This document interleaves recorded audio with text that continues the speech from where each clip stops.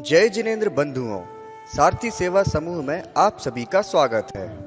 मुनि श्री 108 कुंतु सागर जी मुनिराज व एलक श्री 105 सिद्धांत सागर जी का 2020 का चातुर्मास नेहानगर निवासियों को प्राप्त हुआ है।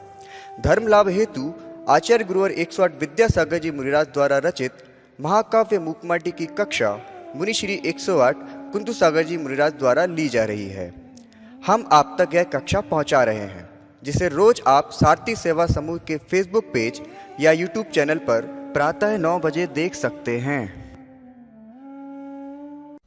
ओम नमः सिद्धेभ्यः।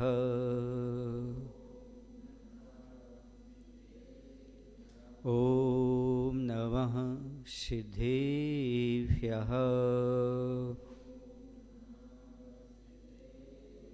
जय श्री ओम नमः सिद्धेभ्यः।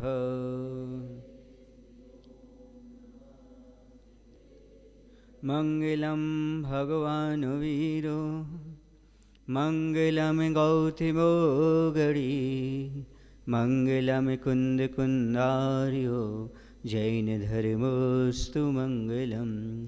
सर्वे मंगल मांगल्यम सर्वे कल्याणकारकं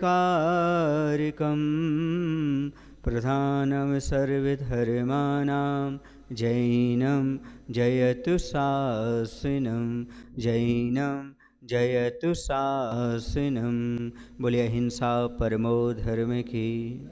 देवाय देव श्री शांतिनाथ भगवान की। गुरु नाम गुरु आचार्य श्री ज्ञान सागर जी महामुनिराज की। आचार्य गुरुदेव भगवान श्री विद्यासागर जी महाराज की।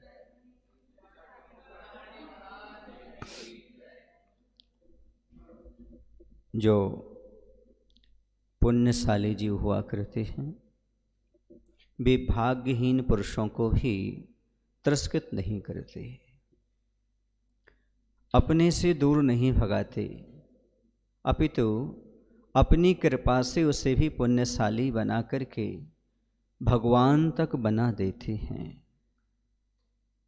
इस प्रकार की बात लटा मुनि महाराज से कह रही है, जो कि सेठ जी के सिर पर बालों की लता लटक रही थी। बंधुओं, चंद्रमा की चांदनी, सूर्य का प्रकाश सज्जन तक भी पहुंचता है तो दुर्जन तक भी पहुंचता है। फूल की सुहास, हवाओं का बहना, वृक्षों के फल सब लोगों को खाने को मिलते हैं। इनका उपयोग प्रत्येक व्यक्ति कर लेता है। वैसे जो पुण्यवान जीव होते हैं उनकी कृपा सज्जनों दुर्जनों सब पर एक सी बनी रहती है। पुण्यशाली जीव जो होते हैं वो अपना कल्याण तो करते ही हैं, साथ ही साथ प्रत्येक जीव के कल्याण की बात करते हैं। उसे इंसान बनाते हैं, पुण्यवान बनाते हैं और उसे भगवान बनने का उपाय भी बताते हैं। यह सब पुण्यवान जीव, भाग्यशाली जीवों का काम हुआ करता है। हर एक व्यक्ति यह कार्य नहीं कर सकता, क्योंकि विशाल हृदय चाहिए, निस्वार्थ वृत्ति चाहिए, वीतरागता के भाव चाहिए, तभी इस प्रकार के कार्य संभव हैं।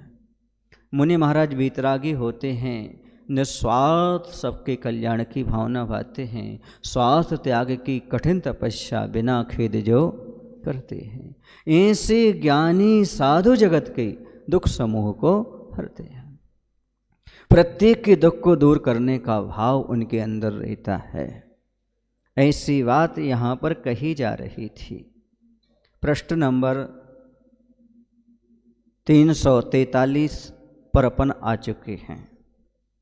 यूं कहती हुई ललाट गत लट झट से पलटकर मूक होती है और इधर सानंद संपन्न हुआ आहार दान पात्र का आसन पर बैठना हुआ, प्रासुक उष्ण जल से मुख शुद्धि हुई, अंजलि से उछले अन्य पान कणों से प्रभावित उदर और उरु आदि अंगों को अपने हाथों से शुद्ध बनाकर कुछ पलों के लिए पलकों को अर्धोन्मीलित कर पात्र परम तत्व में लीन हुआ। अब यहाँ पर ऐसी बात होती है कि आहार दान की क्रिया संपन्न हो जाती है और आसन पर बैठकर के मुनि महाराज अपने हाथ पैर पेट जहाँ जहाँ पानी आदि के क्षण पहुँच चुके थे कण, उन सबको वहाँ पहुँच लेते हैं, अंगों को साफ कर लेते हैं। पुनः कुछ समय के लिए पलकों को अर्धोन्मीलित अर्थात नासा दृष्टि करके परमात्मा की भक्ति अर्थात कायोत्सर्ग में लीन हो जाते हैं। क्योंकि आहारचर्या के उपरांत कुल्ला करने के बाद, हाथ वगैरह धोने के बाद, फिर उसके बाद कायोत्सर्ग करते हैं, सिद्ध भक्ति पढ़ते हैं। कायोत्सर्ग का विसर्जन हुआ। सेठ ने अपने विनीत करों से अतिथि के अभय चिन्हित उभय कर कमलों में संयोपकरण दिया मयूर पंखों का, जो मृदुल कोमल लघु मंजुल है। कायोत्सर्ग पूर्ण होने पर सेठ ने अपने हाथों से मुनिराज के दोनों हाथों में मयूर पंख से बनी पिच्छिका प्रदान की। आहारचर्या के उपरांत क्या करते हैं, फिर पिच्छिका देते हैं महाराज के लिए, जो कि मृदु है, कोमल है, हल्की है और कैसी है, वह आकर्षित करने वाली है। इस प्रकार की वह परिणति वाली है। प्रश्न नंबर 343 पर चल रहे हैं। तो ये मृदुता, कोमलता, हल्कापन और मन को आकर्षित करने वाली, ये सब बातें पिच्छी परिवर्तन में हम आपको बता चुके हैं कि ये सारे के सारे गुण पिच्छिका में हुआ करते। सुकुमाल होती है, पसीना को ग्रहण नहीं करती, धूल को ग्रहण नहीं करती, ये सारे के सारे गुण उसके अंदर रहते हैं। इसलिए मुनिवराज उसको स्वीकार कर लेते हैं और वह निर्वद्ध होती है, अर्थात किसी प्रकार का उसमें दोष नहीं लगता। हाँ हाँ हाँ हाँ हाँ, वह श्वेत पक्षी भी मयूर की ही है। जो मयूर होते हैं श्वेत मयूर होते हैं, उनके पंख श्वेत होते हैं। हाँ, तो जैसे ये है वैसे ही उसमें मत कलर का अंतर है, बाकी कोई अंतर नहीं है। हाँ, कोई अंतर नहीं है उसमें, क्योंकि श्वेत मोर होते हैं। ऐसा विदेशों में रहते हैं, अन्य जगह भी उपलब्ध हो सकते हैं, होते हैं, इसलिए वो उसको कोई दिक्कत नहीं है। तो इस प्रकार की यहाँ पर यह बात कही जा रही है और पिच्छिका को प्रदान करता है। इसके बाद तृषा बुझाने हेतु नहीं, शास्त्र स्वाध्याय के पूर्व और शौचादि क्रियाओं के बाद हस्तपाद आदि शुद्धि हेतु शौच उपकरण कमंडलों में प्राशुक जल भर दिया गया। अब क्या होता है कि महाराज के पास कमंडलू होता है और कमंडलू वह पानी पीने के लिए नहीं होता, हाथ पैर की शुद्धि के लिए हुआ करता है। क्योंकि मुनि महाराज तो श्रावक के यहाँ एक ही बार आहार लिया करते हैं, पानी भी उसी समय, आहार भी उसी समय, तो 24 घंटे में एक ही बार। इसलिए कमंडल में पानी क्यों, तो पानी इसलिए कि हाथ पैर की शुद्धि करना, शौच आदि क्रियाओं के लिए जाते हैं, उस समय हाथ पैर आदि की शुद्धि करना अनिवार्य होती है। इसलिए श्रावक उसमें प्राशुक जल भर देता है। जल जो कि अष्ट प्रहर तक ही उपयोग में लाया जा सकता है, अनंतर जो सदोष हो जाता है, अर्थात 24 घंटे की मर्यादा का पानी उबला हुआ भरने के बाद फिर उसके बाद सदोष हो जाता है 24 घंटे के बाद, अर्थात उसमें त्रस जीवों की उत्पत्ति होने लगती है। जैसे आपने पानी उबाल दिया, उबालने के बाद वह 24 घंटे तक निर्दोष रहेगा, उसमें किसी प्रकार के जीव उत्पन्न नहीं होंगे, लेकिन 24 घंटे के बाद पुनः उसमें जीवों की उत्पत्ति होने लगती है। इसलिए 24 घंटे की मर्यादा प्राशुक जल की मानी गई है, फासु जल की नहीं। प्राशुक, फासु का अर्थ था फास आने, उसका स्पर्श बदल जाए, ऐसा पानी नहीं, कुनकुना नहीं, जो उबलने लगे, उबाल आने के बाद ऐसा प्राशुक पानी। आचार्य व्याख्या करते हैं पाप च्युतायति प्राशुकः, जहाँ से पाप च्युतः, जहाँ से पाप निकल जाए उसका नाम प्राशुक है। उसमें कोई दोष नहीं लगता। जैसे ज़मीन है, 4 हाथ ज़मीन देख करके चलते हैं, सूर्य का प्रकाश पड़ जाता है, लोग निकल जाते हैं और वहाँ पर कोई जीव नहीं रहते हैं, परासुख हो जाती है। हाँ, सीधी बात है, जहाँ पर पाप नहीं लगना, दोष नहीं लगना, उसका नाम परासुख है। जीव हिंसा नहीं होगी, किसी जीव को वहाँ पर बाधा नहीं होगी, इसलिए वह परासुख के रूप में स्वीकार करते। अतिथि के चरण स्पर्श पावन दर्शन हेतु अड़ोस पड़ोस की जनता आंगन में आ खड़ी है। ज्यों ही अतिथि का आंगन में आना हुआ, त्यों ही जय घोष से गूंज उठा नवमंडल भी, और भावुक जनता समेत सेठ ने प्रार्थना की पात्र से की। अब क्या होता है, जब महाराज जो होते हैं, जब उस समय जब ये पिच्छिका दे देते हैं, कमंडल में पानी भर देते हैं, फिर अतिथि के चरण छूने तथा पावन दर्शन हेतु अड़ोस पड़ोस की जनता आंगन में आकर खड़ी हो जाती है। जिस गृहस्थ के यहाँ आहार होते हैं वो तो परिजन रहते ही हैं, लेकिन अड़ोस पड़ोस के और वहाँ पर आ जाते हैं, और आचस से आ जाएं तो 10-20 गांव के भी पहुँच जाते हैं। हाँ, तो उन्होंने अपनी अनुभव की बातें लिखी हुई हैं, पूरी की पूरी वहाँ पहुँच जाते हैं। और ज्यों ही अतिथि का आंगन में आना हुआ, त्यों ही जय जय गुरुदेव के नारे लग जाते हैं। सारा आकाश गूंज उठा और भावुक जनता सहित सेठ ने प्रार्थना की गुरुवर से। अब सेठ उस समय निवेदन कर रहा है पाटा पर बैठालने के लिए और बैठा कर कुछ उपदेश सुनने के लिए, क्योंकि पहले के मुनिराज बैठ जाते थे। आचस्सी भी बताते, हम भी बैठे, गृहस्थ के आहार की, फिर वहीं पर बैठ जाते थे, 5-10 मिनट उनको उपदेश देते थे, फिर आगे निकल जाते थे। तो वहाँ पर वह निवेदन कर रहा है सेठ महाराज से, पुरुषार्थ के साथ साथ हम आशावादी भी हैं, आशु आशीर्वाद मिले। आशु का अर्थ होता है शीघ्र, आशु कभी बोलते ना, शीघ्र, तत्काल।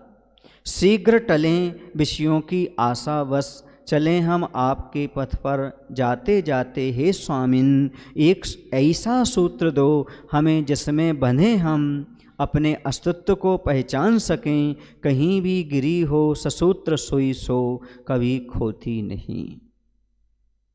यहाँ पर अष्टपहड़ का सूत्र आ गया। यहाँ पर कह रहे हैं कि हे गुरुवर, हमारे विषयों की इच्छा शीघ्र ही दूर हो जाए। आप तो विषयों की आशा से रहित हैं, विषयों की आशा नहीं जिनके साम भाव धन रखते हैं, दुख समूह को।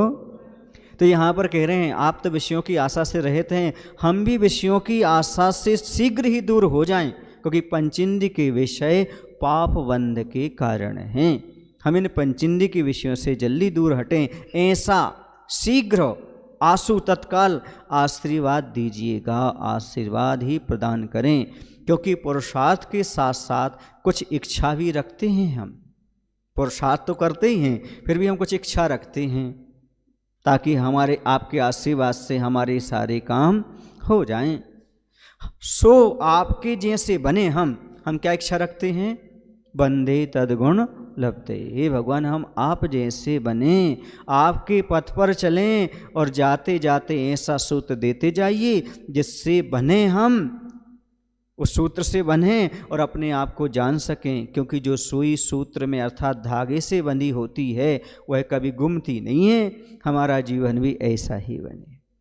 इसी बात को आचार्य कुंद भगवान ने भी कही है कि जैसे सूत्र में धागा रहता है तो कभी गुमती नहीं सुई, वैसे यदि हमारे पास जिनवाणी के सूत्र रहते हैं तो हम संसार में कभी भटकते नहीं हैं। ऐसी जिनवाणी के सूत्र दे दो हे गुरु महाराज, ऐसे हमें कुछ सूत्र दे दो कि हम संसार में कभी भटके अटके ना, हमारा मार्ग भी वैसा ही बने, आपके हम अनुचर बने, आपका ही हम अनुकरण करें।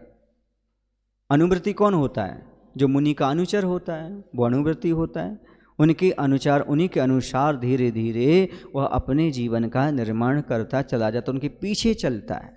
वही तो ग्रस्त है, वह पीछे चलता है, उनके अनुसार चलता है और आगे ही भाव नभाता है। क्या भाव नभाता है? दिन में 3 बार भाव नभाता है, संत साधु बन के विचरूं वह घड़ी कब आएगी, चल पड़ूं में मोक्ष पथ पर वह घड़ी कब आएगी। आचार्य श्री जी कहते हैं मुनि महाराज दिन में 3 बार भावना भाते हैं कि मैं कब शुद्ध उपयोग में लीन हो जाऊं, अर्थात मैं कब आत्मा का अनुभवन करने लगूं, कब आत्मा में लीन हो जाऊं। 3 संध्या कालों में वह आत्मा का स्पर्श करने के लिए सामयिक में बैठते हैं, ध्यान में बैठते हैं। वह साधु साधु नहीं जो 3 संध्याओं में शुद्ध उपयोग की कामना ना करता हो। तो मैंने भी सोचा वो ग्रस्त नहीं जो दिन में 3 बार मुनि बनने की भावना न भाता हो, उसी भी दिन में 3 बार भावना भाना चाहिए। संत साधु बन के बिचिरूं, वह घड़ी कब आएगी, चल पड़ूं मैं मोक्ष पथ पर, वह घड़ी कब आएगी। ऐसी वह भावना भाता रहता है ग्रस्त। हम आपके चरणों के अनुरूप चलना चाहते हैं, आपके चरण चिन्ह का हम अनुसरण करना चाहते हैं। क्योंकि ग्रस्त रागी तो होता है, लेकिन हमेशा बीतरागी का उपासक होता है, हमेशा बीतराग मार्ग को चाहता है, हमेशा कहता है गुरुवर हमें वह आपका मार्ग प्राप्त हो जाए, हम भी पीछे पीछे आपके आ जाएं। तो इस प्रकार की वह भावना रखता है और कहता है कि ऐसे सूत्र दो जिससे हम बंधें। जैसे सूत्र में बंधी हुई पतंग आकाश में उड़ती है, वैसे यदि हमारे पास गुरु के सूत्र हों, हम भी ऊर्ध्वगमन को प्राप्त कर सकते हैं। आचार्य लिखते भी हैं, ईस दूर पर मैं सुखी, ईस दूर पर मैं सुखी, श्रद्धा लिए अभंग, ससूत्र वालत खुश रहे, नभ में उड़े पतंग। बच्चा हाथ में क्या लिए रहता है? धागा, सूत्र, और उसकी पतंग कहाँ उड़ती रहती है? आसमान में, खुश बना रहता है। ऐसे भगवान आप कहीं भी हो, पर आपसे हमारी डोर बंधी रहना चाहिए। मेरी तुमसे डोर बंध गई रे, मेरी तो पतंग उड़ गई ऐसी डोर बंधी रहना चाहिए। बस कहीं भी हो हम, हमारी डोर बंधी रहती है तो हम आसमान में पतंग की भांति ऊंचाइयां प्राप्त करते चले जाते हैं। ऐसे हमें भी सूत्र प्रदान करो ताकि हम भी ऊंचाइयां प्राप्त कर सकें। ऐसा सेठ जी ने मुनि महाराज से निवेदन किया। इस पर अतिथि सोचता है कि उपदेश के योग्य यह ना ही स्थान है न समय। गृहस्थ के यहाँ आहारचर्या को गए हैं और आहार के बाद वह निवेदन कर रहा है कि महाराज जी हमें कोई सूत्र दो अपने घर में ही। तो महाराज कह रहे हैं कि भैया देखो, ना तो ये स्थान ही ऐसा है और ना भी ये समय है, तथापि भीतरी करुणा उमड़ पड़ी। सीप से मोती की भांति पात्र के मुख से कुछ शब्द निकलते हैं। ये उचित समय नहीं है, उचित स्थान नहीं है, फिर भी करुणा बस कहें सीख गुरु करुणाधार। करुणा उनके अंदर उमड़ आई और भीतर से जब उनकी करुणा उमड़ी तो सीप से मोती की भांति उनके मुख से कुछ शब्द निकल रहे हैं, मोती निकल रहे हैं, उनकी वाणी खिल रही है। कैसी, क्या खिल रही है? बाहर यह जो कुछ भी दिख रहा है सो मैं नहीं हूँ और वह मेरा भी नहीं है। ये आँखें मुझे देख नहीं सकती, मुझ में देखने की शक्ति है। उसी का मैं सृष्टा था, हूँ, रहूँगा, सभी का दृष्टा था, हूँ, रहूँगा। बाहर यह जो कुछ भी दिख रहा है सो मैं नहीं हूँ। एक सूत्र दे दिया भेद विज्ञान प्राप्त करने के लिए। आत्मा से भिन्न जो पर पदार्थ हैं उनको ही संसारी प्राणी पर नहीं मानता, उसको पाने में तत्पर लगा रहता है। इसलिए उसे सूत्र दे दिया, ये बाहर जो कुछ दिख रहा है ये हमारा नहीं है। अर्थात चर्म चक्षुओं से, इन 2 आँखों से जो कुछ भी संसार में दिख रहा है, ये शरीर है, भाई है, बंधु हैं, मकान है, दुकान है, नगर है, स्त्री है, मित्र है, गाड़ी है, बगला है, ये सब मेरे स्वरूप नहीं हैं और ना ही वे मेरे अपने हैं। अर्थात बाहरी सही पदार्थ मुझसे सर्वथा भिन्न हैं। आंखें मूंदहूं कितहूं कछु नाही। आंख बंद कर लो, कुछ दिखेगा क्या? बोलो, कुछ नहीं दिखने वाला। जिनको मेरे सुख दुखों से कुछ नहीं था वास्ता, उन्हीं के कांधों पर आज कट रहा है रास्ता। आंख जब मुंदी तो कोई शत्रु है न मित्र है, आंख जब मुंदी तो कोई शत्रु है न मित्र है। अरहंत नाम सत्य है कि सिद्ध नाम सत्य है, राम नाम सत्य है अरहंत नाम सत्य है। ये हैं मिश्री लाल जी एडवोकेट, गुना वालों की। पूज्य क्षमा सागर जी महाराज को बहुत पसंद थी, वो गाया करते थे। तो अरहंत नाम सत्य है कि सिद्ध नाम सत्य है। कहने का तात्पर्य ये है कि जब आंख बंद हो जाती है तब ना कोई शत्रु रह जाता ना कोई मित्र। कभी कभी जिनसे कोई वास्ता नहीं होता वही कांधों पर अपना रास्ता ले जाते, अर्थात शमशान घाट तक वही ले जाया करते हैं। इसलिए किससे शत्रु मानते हो और किसे मित्र मानते हो? जो आंखों से दिख रहा है वो हकीकत नहीं है। शरीर, मकान, देखो लॉजिकल मैं आपको बताना चाहता हूँ।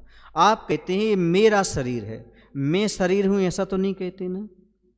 ये मेरा मकान है, मैं मकान हूँ ऐसा तो नहीं कहते ना। बस तो स्वरूप से भिन्न स्वता हो गया। एक बच्चा कहता है मेरा और पराया मैं भी जानता हूं। ये मेरा घर है, ये पराया घर है। ये मेरा शरीर है, ये सामने वाले का शरीर है। ये मेरा पैसा है, इसका पैसा है। इतना तो मैं भी जानता हूं मेरा क्या और पराया क्या है। आचार्य कहते तो उन्हें पराये के दो भेद कर दिए।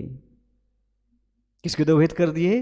पराये के दो भेद किए हैं। ये मकान भी पराया है, जैसे आप अपना बोल रहे ये मेरा है, मैं तो नहीं हूं ना। मैं नहीं हूं तो पराया हो गया। एक के दो भेद कर दिए तुमने। पराये में ही दो भेद करते जा रहे हो। ये इनका मकान है, मेरा मकान है, इनका भाई है, इनका शरीर है, इनका पैसा है, मेरा पैसा। ये वस्तु स्वरूप की ओर अभी भी नहीं हो। पराये में दो भेद करके मेरा और तेरा करता आ रहा है। तेरा सो तेरा, मेरा सो मेरा।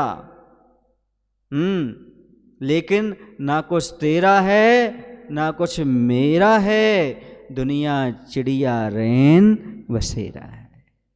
यहाँ ना कुछ हमारा था और ना कुछ होगा। एक आत्मा है। इसी बात को मैं आपको बताना चाहता हूँ। आप दर्पण देखते हैं, किसे देखते हैं आप दर्पण में? हिंदी में बोलियो, बुंदेलखंडी में आप लोग आईना को क्या बोलते हो? ए ना देख रहे।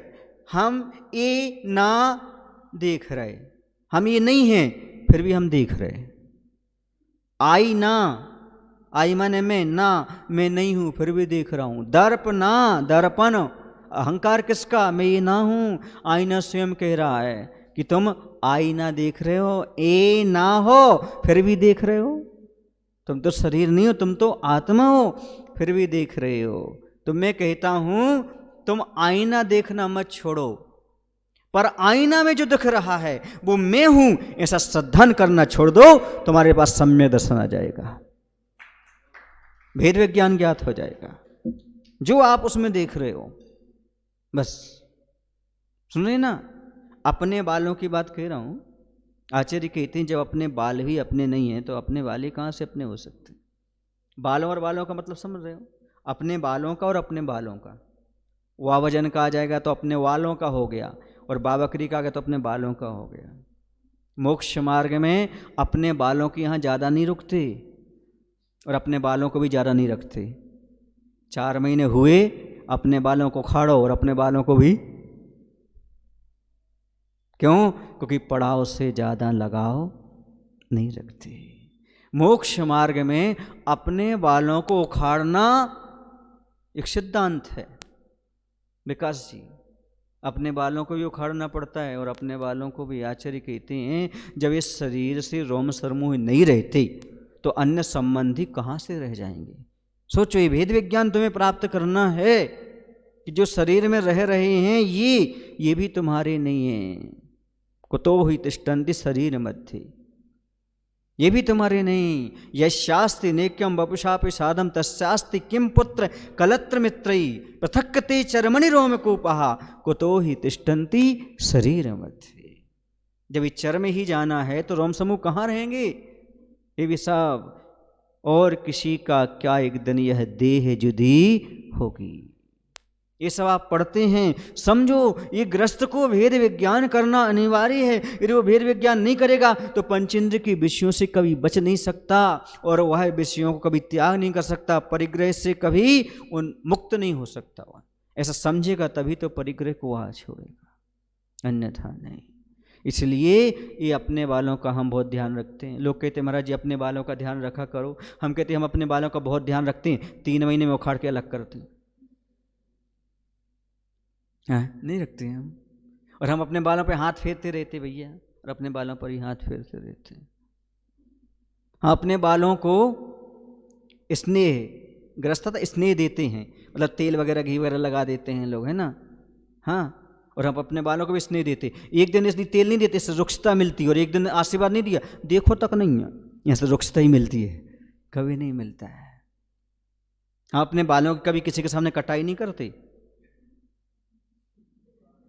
अकेले बैठ के राख लगा के खींचते हैं, और अपने बालों की कभी कटाई नहीं करते अपने बालों को। समझ में आया ना अपने बालों की बात। हाँ, कुछ लोग इसलिए दीक्षा नहीं ले पाते, अपने बालों से मोह नहीं हटा पाते। कुछ लोग अपने बालों से मोह नहीं हटा पाते, तक केस संचय नहीं कर पाते। हाँ, हम अपने बालों से घबराते नहीं है, कर्म की निजरा करते हैं। हम जितने अधिक बाल हैं ना उतने अधिक हमारे बाल हैं, हमारे बालों की संख्या ऐसी है। कभी कभी अपने बालों में स्वयं उलझन हो जाती है, अपने वाले अपने आपस में उलझ जाते हैं।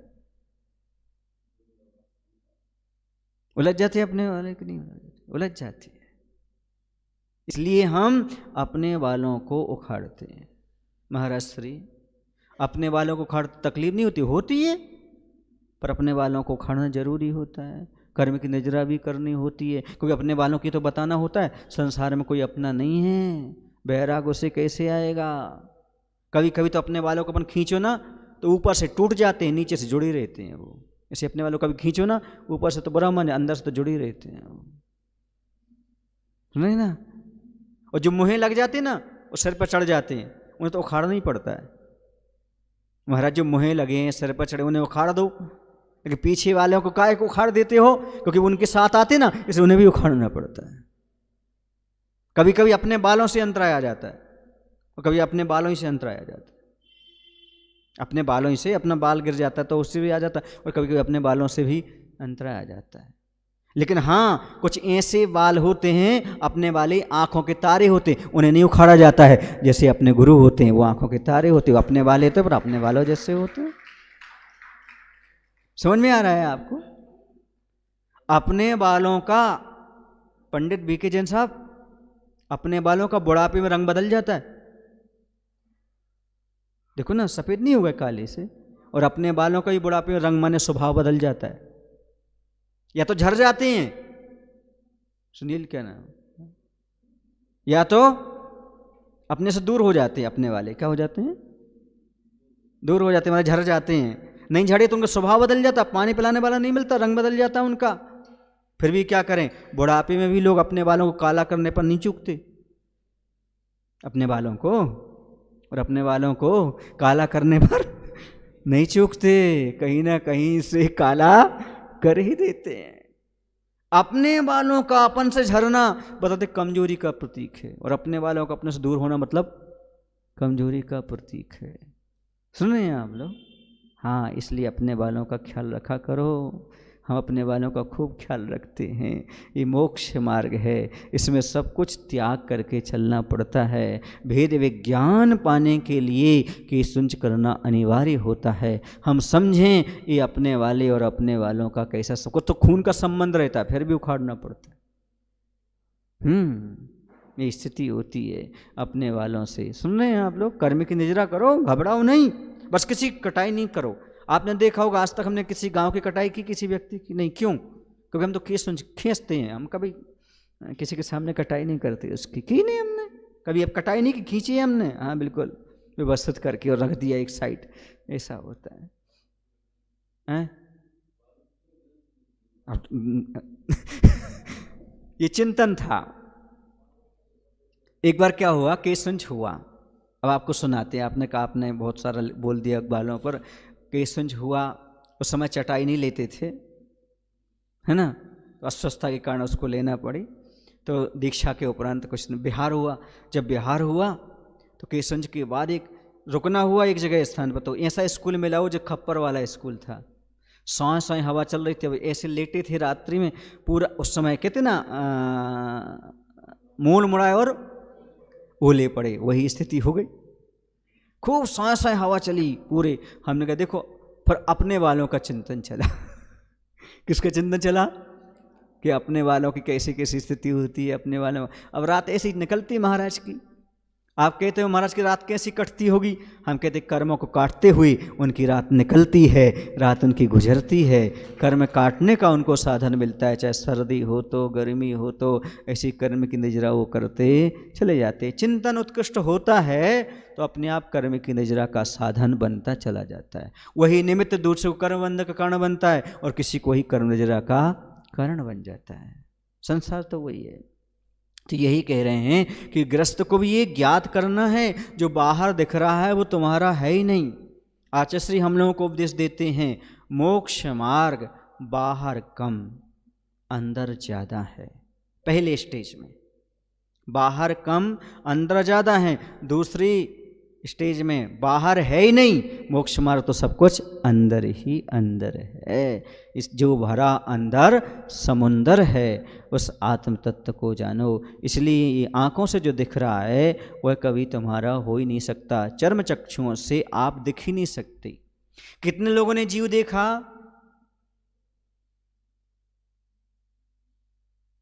अरे बड़ी बड़ी बातें करते हो, ये जीव है, जीव है, जीव है। कितने जीव देखा? अरे आत्मा और जीव में अंतर क्या होता है? व्यवहार नए से तो देखा है। कैसा देखा? 10 प्राणों सहित जो होता है वह कौन होता है?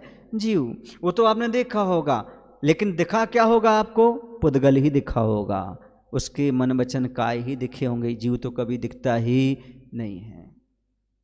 अब कभी कभी हम लोगों के साथ प्रसंग आता है, विहार करते हुए कहीं बैठे हुए तो सांप आ गया, कहीं कुछ आ गया, ऐसा आ जाते ना। उस समय क्या चिंतन चलता महाराज का? ये जीव है, इसे सांप मानोगे आप तो डरोगे। आप चींटी से नहीं डरते, गाय से नहीं डरते। वहीं शेर आ जाए तो, क्योंकि आपने भेद कर दिया, ये शेर है और ये गाय है। जहाँ भेद करोगे, पुद्गल की ओर जाओगे तो डर लगेगा, और जहाँ अभेद में जाओगे, ये तो जीव है, जहर की ओर ध्यान मत दो, अपने आप डर समाप्त हो जाएगा।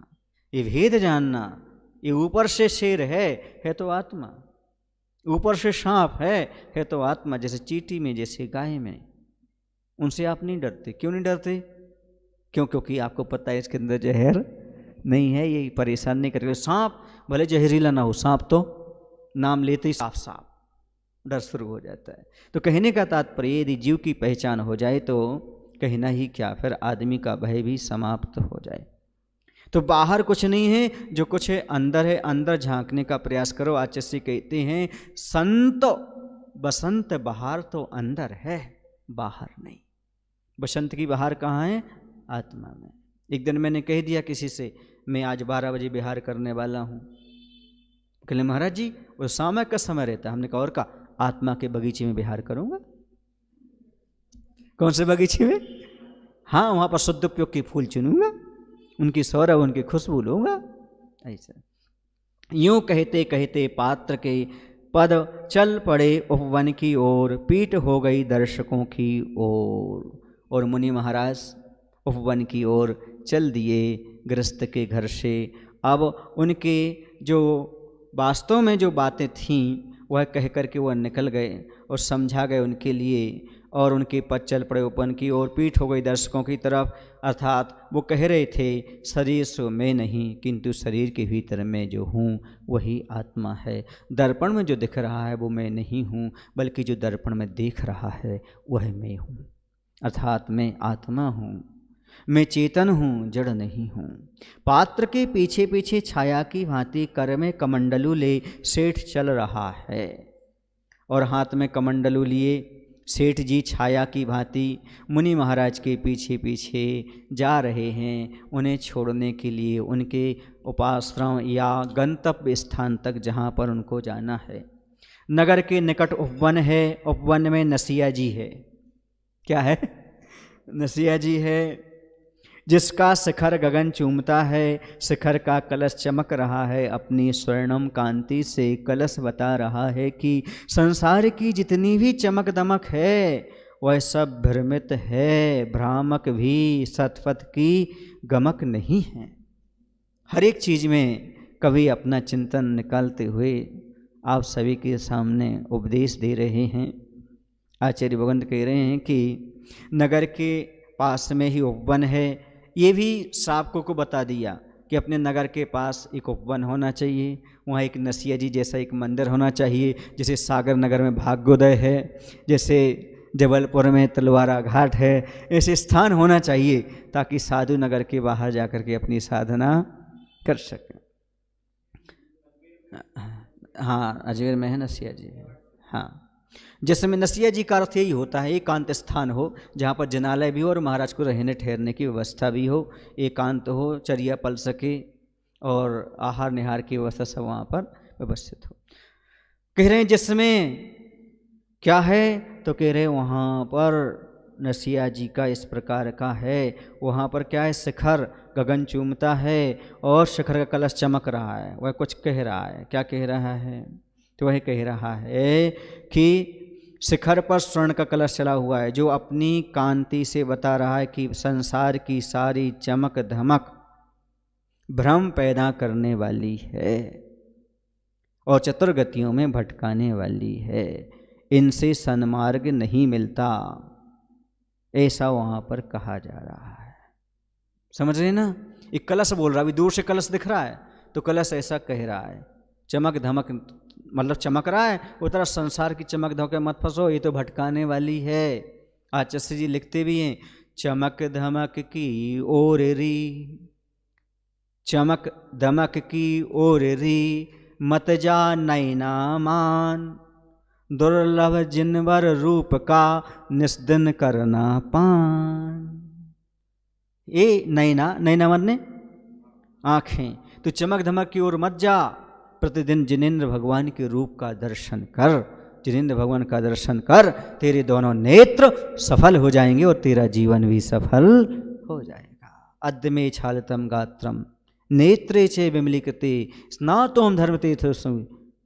तो जिनेंद्र दर्शनाथ, हे भगवान आपके दर्शन करने से आज तो मेरे दोनों नेत्र, मेरा जीवन क्या हो गया, सफल हो गया, और आज तो मेरे पापों का प्रक्षालन हो गया। धन्य है, मेरी आंखों से अश्रु आ गए।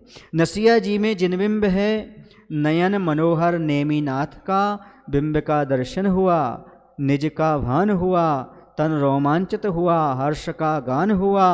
एक बार और गुरु चरणों में सेठ ने प्रणिपात किया, लौटने का उपक्रम हुआ, पर तन टूटने लगा। हाँ, नसिया जी में जहाँ पर नेमिनाथ भगवान विराजमान हैं, तो नेमिनाथ भगवान वहाँ पर विराजमान हैं और उनके दर्शन वहाँ पर हो रहे हैं। तो कह रहे हैं कि जिसमें नयन हारी, यानी नैनों को हरण करने वाले नेमिनाथ भगवान का जन्मबिंब है, सो निज स्वरूप का ज्ञान कराता है, जिन देव का दर्शन निज की ओर लाता है, जिन दर्शन के निज से निज दर्शन होते हैं, अर्थात हम अपने आत्मा के। देखो ना, आप नमोस्तु करो गवासन से बैठ करके, आप करो ना विकास जी, कर लिया, आपका सर किसकी ओर गया? खुद की ओर। किसकी ओर गया? हमने भगवान को देखा और किसको नमस्कार किया? अपने अंदर जो बैठा परमात्मा है उसको नमस्कार किया। आप दर्पण देखते हैं कि दर्पण में देखते हैं?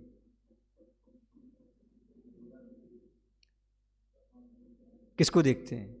खुद को। ऐसे भगवान को नहीं देखना, भगवान में अपने आप को देखने का प्रयास करना है।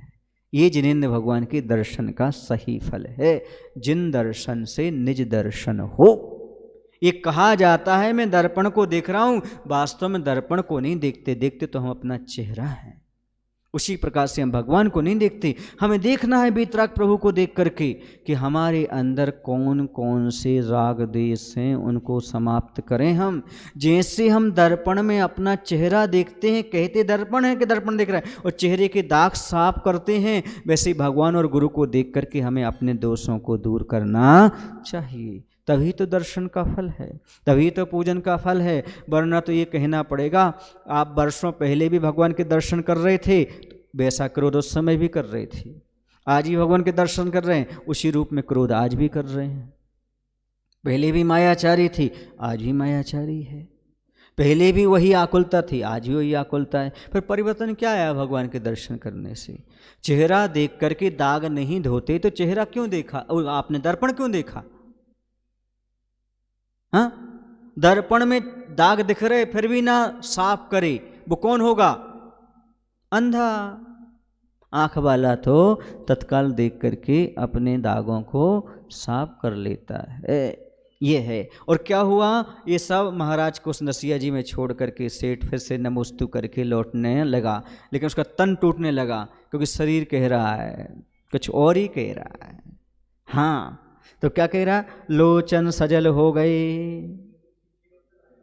हैं। हाँ, और क्या? क्षेत्र पर तो हमेशा रहते, तो गृहस्थ भी ऐसे आहार दान देने जाता है, वहाँ लौट कर जाता है तो रोता है, हम जा रहे हैं, हजारों किलोमीटर से आता है। हाँ, नगर के बाहर जो भी होता है वो सब नसिया जी कहलाती है, ये समझो। हाँ बिल्कुल ऐसा। वो ठीक है, हम अजमेर की नसिया का भी परिकल्पना कर सकते हैं। प्रसंग में हम ये समझें, जहाँ मुनि महाराज हैं वहाँ छोड़ करके लौट रहा है। लोचन सजल हो गए, अर्थात उसकी आँखों से आंसू आने लगे, आंसू भर गए उसकी आँखों में। हाँ, और पथ ओझल सा हो गया, पथ बोझल से हो गए, रोका पर रुक ना सका, रुदन फूट फूट कर रोने लगा, पुण्य प्रद पूज्य पदों में लोट पोट होने लगा। कह रहे हैं कि वहाँ पर जिन प्रतिमा के दर्शन करके उसके रोमांच हो उठे थे, मन हर्षित हो गया था, है ना, सब कुछ अच्छा लगा, लेकिन अब उसे घर लौटना है। जब वह लौटने लगा तो एक बार पुनः गुरु चरणों में नमस्कार कर सेठ ने घर लौटने का उपक्रम किया, पर शरीर शक्तिहीन सा लगा, आंखों में आंसू भर आए, पथ ओझल सा हो गया। क्योंकि जब तक महाराज के साथ आए थे तब तो अच्छा लग रहा था, अब पैदल जाना बड़ा, 1 किलोमीटर पैदल जाना भी बहुत भारी लगता है गृहस्थ को। महाराज के साथ तो 10-10 किलोमीटर चल लेता है, पर लौट कर आए तो बड़ा भारी लगता है। आंखों में आंसू भर आए उसके, पथ ओझल सा होने लगा, पैर भारी से लगने लगे, रोकने का प्रयास किया किंतु रोना रुक ना सका। वह क्या फूट फूट करके रोने लगा, क्या करके? फूट फूट करके रोने लगा, लोट पोट हो गया उनके चरणों में, गुरु चरणों में लोट पोट होता हुआ सेठ जो जो से रोने लगा। होता है, गुरु ने इतना बड़ा उपकार किया, हमारे घर गए, आहारचर्या संपन्न की, हमें धन्य किया, हमारे घर को, हमारे परिवार को इतना उपकार किया मुनि महाराज ने। अब स्वाभाविक है कृतज्ञता के आंसू आना। किसके आंसू? कृतज्ञता के आंसू आना। महाराज ने हमारे जीवन में इतना उपकार किया, सब कुछ किया, हमें छोड़ करके ये आ गए, तो आँखों से स्वाभाविक आंसू आ ही जाते हैं। जैसे मान लो आपके नगर में कोई साधु हैं, 4 महीने रहे, मान लो उनका बिहार होगा तो फिर थोड़ा बहुत तो रोना आ ही जाता है। कितना कुछ भी करो, आँखों में आंसू, कृतज्ञता के आंसू आ जाते हैं कि महाराज जी से इतना सीखने मिला, ऐसा सब कुछ हुआ। तो इस प्रकार की वहाँ परिणति सेठ जी की भी हो रही है। और कैसे हो रही? तो गुरु चरणों की शरण तज, यह आत्मा लौटना नहीं चाहती स्वामिन, मानस छोड़कर हंस की भांति, तथापि खेद है कि तन को भी मन के साथ होना पड़ता है। मन का आवेग अधिक है प्रभु, बातों बातों में बार बार उद्वेग आवेग सा घिर आता है। फिर सवेग के वे पद, संवेग है हाँ, और फिर संवेग के वे पद आचरण की धरती पर टिक नहीं पाते, फिर निराधार वह क्या करेगा। कह रहे महाराज रोते हुए, मुख से निकले कुछ शब्द, हे गुरुवर, यह जीव आपके चरणों की शरण को छोड़कर वापस घर लौटना नहीं चाहता। मैं नहीं चाहता कि वापस घर जाऊं, आपके चरणों में रहना चाहता हूं। पर, किंतु, मनो, परंतु, ये सब शब्द जुड़े ना गृहस्थ के साथ। हाँ, तो क्या कहता है, यह जीव आपके चरणों के शरण को छोड़कर वापस नहीं लौटना चाहता, जैसे हंस मान सरोवर को छोड़कर अन्यत्र कहीं जाना नहीं चाहता। फिर भी दुख की बात है कि शरीर को मन का साथ देना ही पड़ता है। क्या करें, शरीर तो नहीं, अब मन भी साथ चल रहा है, मन का साथ देना पड़ता है शरीर को। क्या कह रहे हैं, और आगे कह रहे हैं कि फिर निराधार है ये, क्या करूं, मेरा मन बड़ा चंचल है, कैसे करूं, बहुत कठिन है। हे गुरुवर, मेरा मन बड़ा चंचल है, कैसे मैं इसे समझाऊं। जल्दी ही उद्वेग आवेग अर्थात क्रोध आदि की तीव्रता में आ जाता है, क्रोध से घिर जाता है। फिर ऐसी परिस्थिति में संसार के दुख पापों से भयभीत हो धर्म के प्रति रुचि बहुत कठिन है, बहुत कठिन है इस प्रकार का हो पाना कि धर्म के प्रति हमारी रुचि हो जाए।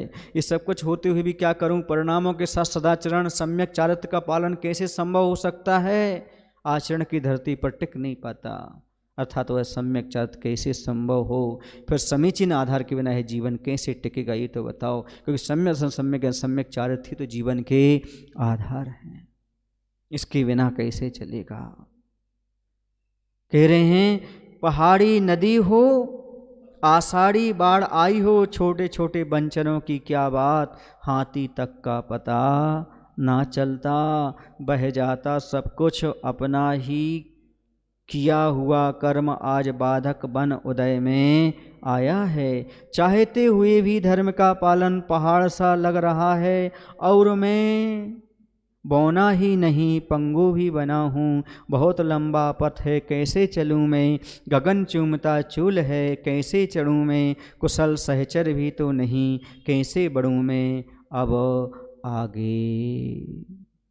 जब तीव्र कर्म का उदय आता है तो व्यक्ति चाहकर भी धर्म का पालन नहीं कर पाता। पहाड़ सा भारी और कठिन लग रहा है उसे ये धर्म का पालन करना। जैसे आषाढ़ माह में आने वाली बाढ़ में छोटे छोटे तो ठीक जीव जंतु, बड़े बड़े हाथी भी बह जाते हैं, वही दशा मेरी हो रही है, क्योंकि कर्मों के आगे मैं कुछ भी नहीं कर पा रहा हूँ। किसके आगे? कर्मों के आगे। आचार्य श्री जी कहते हैं, कर्मों का उदय पराये घर के समान है।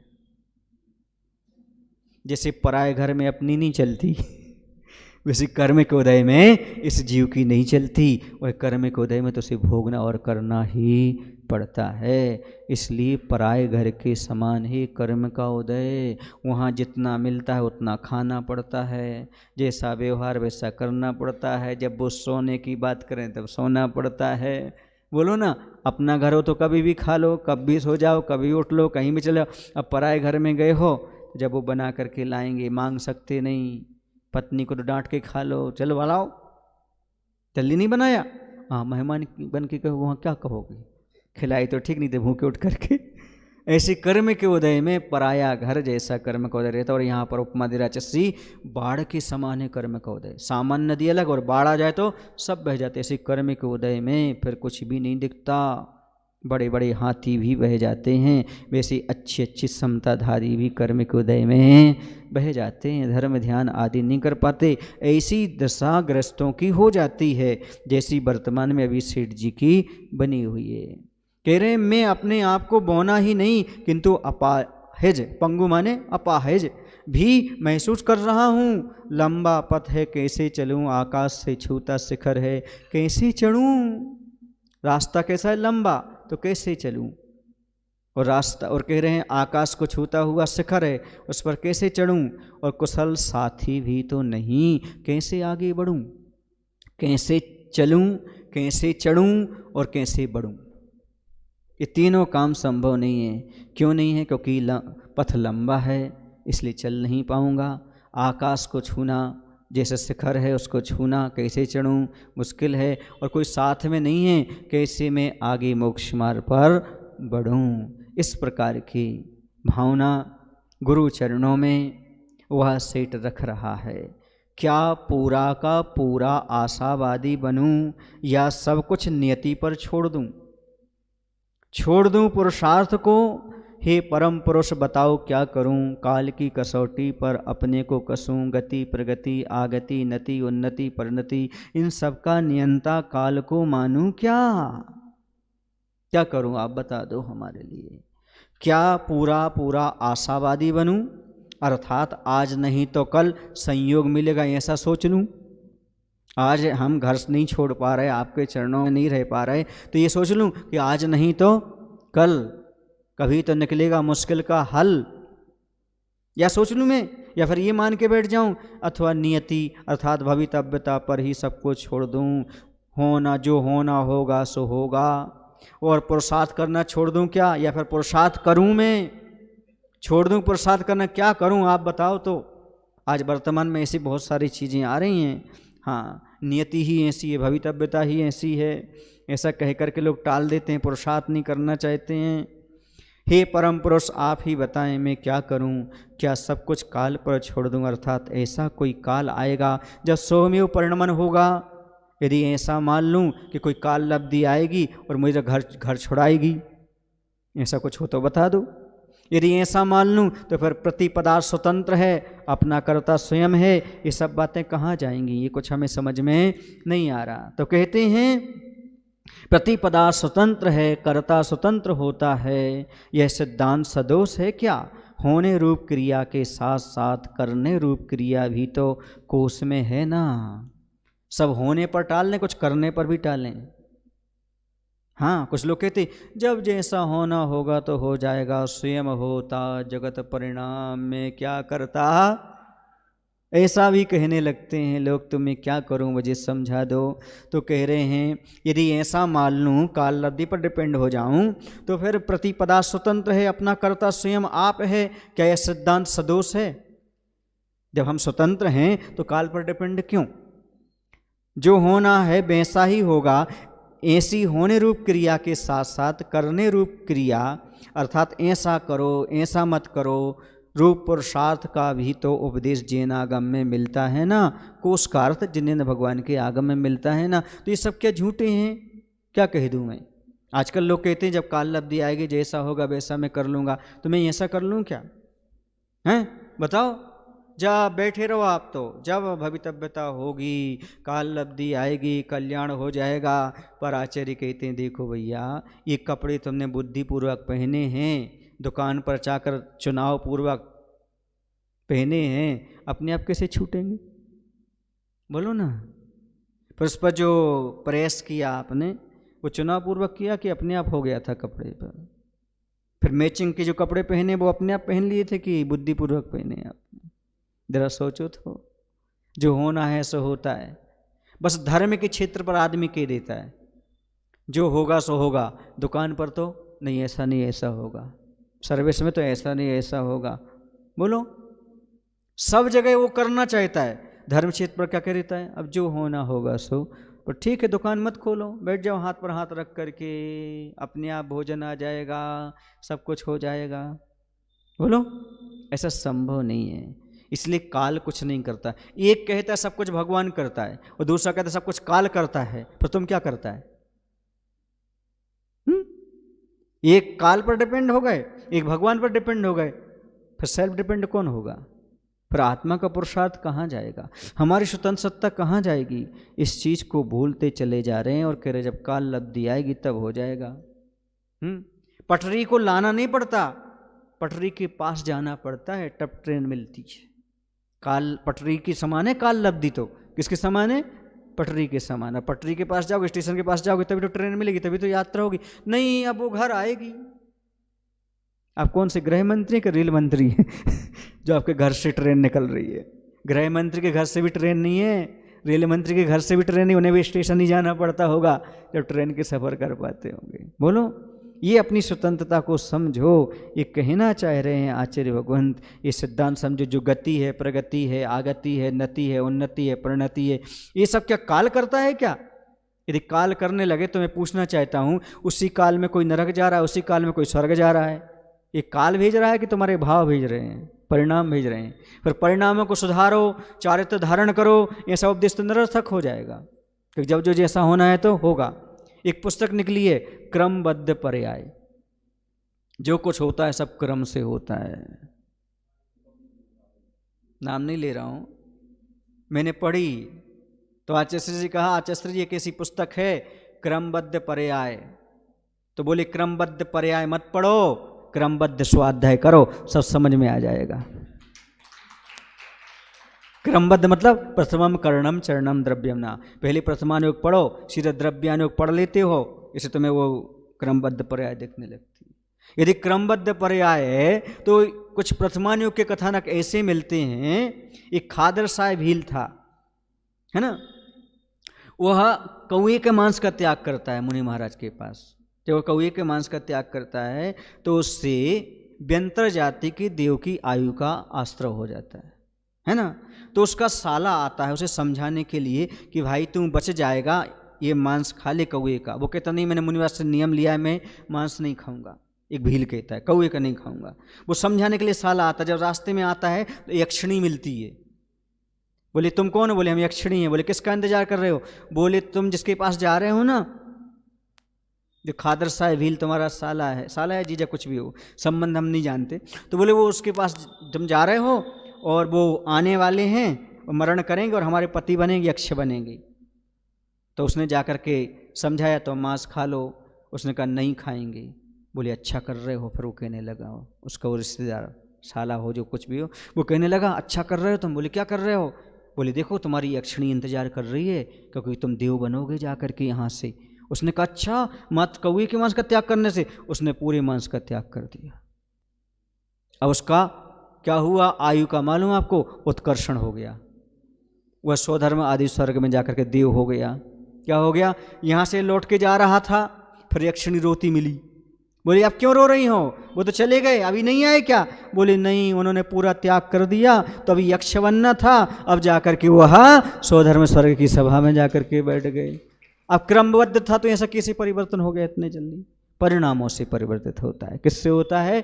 कोई क्रमबद्धता नहीं है। जैसे जैसे परिणाम करते हैं वैसा वैसा होता चला जाता है। फिर लोग इसमें हवाला देने लगते हैं, फिर भगवान की दिव्य ध्वनि में क्या झलका? फिर भगवान झूठे हो गए, क्योंकि उनको तो त्रिकालवर्ती समस्त पर्याय द्रव्य दिख रही हैं, तो जिस रूप में उस रूप में दिख रही हैं। मान लो अभी केवल ज्ञानी को अयोध्या नगरी दिख रही होगी, वो द्वारका नगरी दिख रही होगी, तो जलती हुई दिख रही होगी क्या? अभी वहां जल रहा होगा क्या? फिर कैसे कहेंगे? अब मैं कहना चाहता हूं, जो भगवान ने देखा है वो देखने मत जाओ, जो भगवान ने कहा है उसका पालन करने का प्रयास करो। सीधी बात ये, भगवान ने कहा अनुव्रत धारण करो, देवशास्त्र में श्रद्धा रखो, सम्यसन हो जाएगा। उन्होंने कहा अनुव्रत धारण करो, पंचम स्थान हो जाएगा, देशवृत्ति हो जाओगे, दुर्गति से बच जाओगे। उन्होंने कहा महाव्रत धारण कर लो, मुनि बन जाओगे, शुद्ध उपयोग में जाओगे, कल्याण कर जाओगे। वो तो हम कर नहीं रहे। उन्होंने क्या देखा वो देखने के लिए जा रहे। जो जो देखी बीत राग ने, सो सो होती बीरा रे, अनहोनी नहीं होए तू काय होत अधीरा रे। फिर ये क्यों बोल रहा है क्यों होता धीरा रे? वो भी तो देखा होगा उन्हें अधीरा रे, अधीर हो रहे हो, उसको सुधार लो।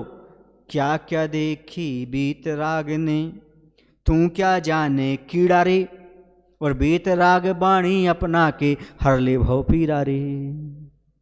उन्होंने क्या देखी? तो तृष्णाली का कीड़ा है, तृष्णाली में रह रहा है, तो क्या जाने जुगनू क्या सूर्य प्रकाश की बराबरी कर सकता है? हमारा मति आदि ज्ञान श्रुत ज्ञान के केवल ज्ञान की बराबरी कर सकता है? नहीं। भगवान ने क्या देखा?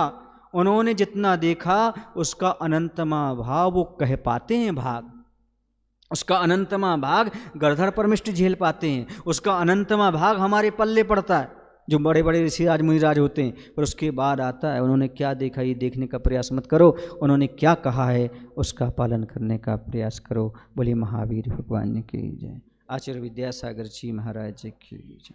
हे प्रभु, हम सभी को इतनी शक्ति, इतनी बुद्धि देने की कृपा करो, ताकि हम सभी लोग अपनी आत्मा की स्वतंत्रता को समझते हुए, भेद विज्ञान करते हुए आत्मा की उपलब्धि की ओर बढ़ सकें।